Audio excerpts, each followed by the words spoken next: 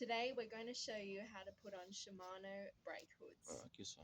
Look at that, babe. Sucks a lot. So this is the Dura. You've seen got the 2000. It was filmed this in 2010. Hence the camera quality. You can sort of see there's a prototype. This is filmed in 2010. We're allowed to release it now in 2022, but you can sort of see here that to put it on that factory spec and the zoom is just incredible quality. All right, incredible quality here. No, this is okay. We got it good now. But so you can see how good I've got that on there. That's factory spec. All right. What I do is I take my shifters off the bike and it doesn't stretch it out and they just last so much longer. So it is a lot more work, especially if you've got internal cables, but that's just how we roll.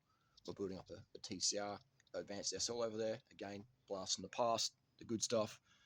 These shifters work great. They can chew through cables a bit. That's just the 11-speed Shimano design, but they are easy to replace the cables as well. So there we go. That's how we put it on there.